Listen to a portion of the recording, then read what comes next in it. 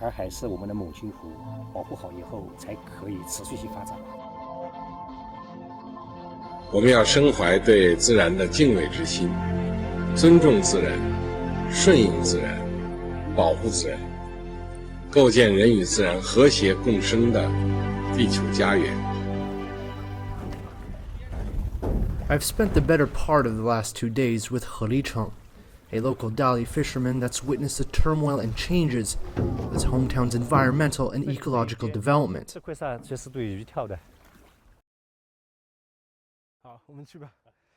The 55-year-old has spent his entire life here, and as he tells me, problems began to emerge in the late 90s, when pollution and algae plagued the waters of Erhai Lake.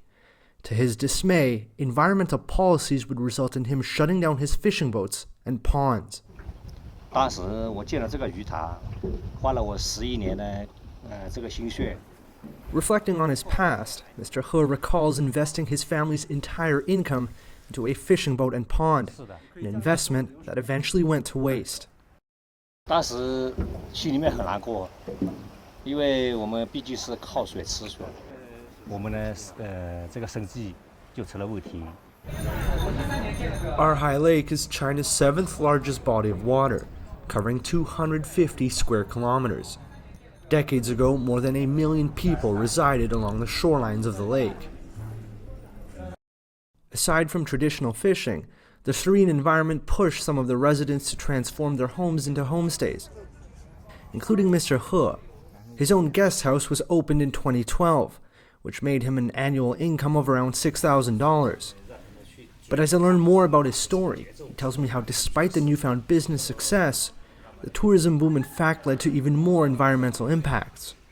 Speaking with Mr. He, I learned that the Chinese president has attached great importance to the protection of the waters here, which is drank and consumed by more than 800,000 locals.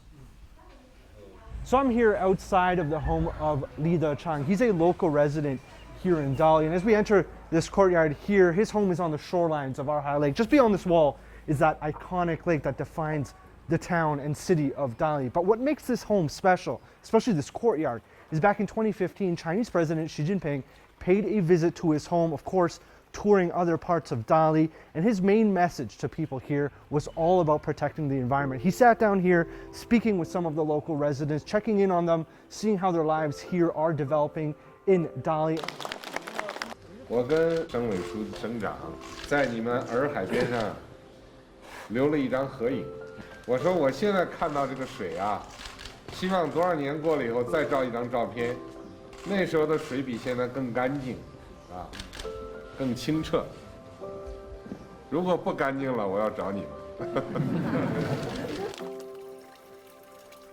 Asking about the president's visit, Mr. Li tells me that it brought not only greater funding for environmental protection, but more importantly, an increase in awareness. From 2011 to 2016, the number of tourists visiting Dali increased from 15 million to 39 million. But statistics show that driven by huge economic benefits, about 90% of the restaurants and hotels around Erhai Lake were operating illegally. They were also the main source of pollution, exacerbated by the absence of sewage treatment facilities. In 2017, Yunnan announced a series of measures, including bans on catering businesses that discharge pollutants into Erhai Lake. More than 2,400 restaurants and homestays were shut, including that of Mr. He's, which was closed for 8 months.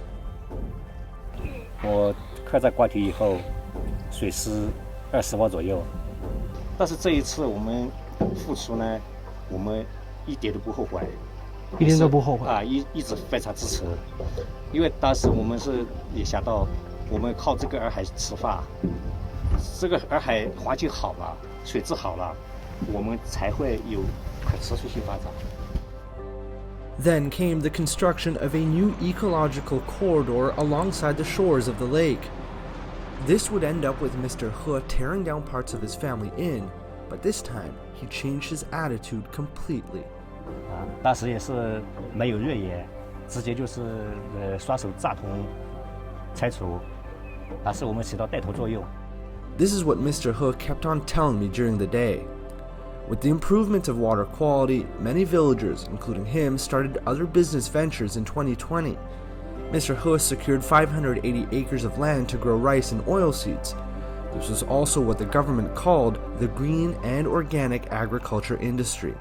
After more than 2 decades of persistent efforts to clean up the shores and waters of Erhai Lake, both locals and visitors can now enjoy this lush and serene environment. But the hopes are that this isn't something temporary, but instead something that lasts for future generations to come.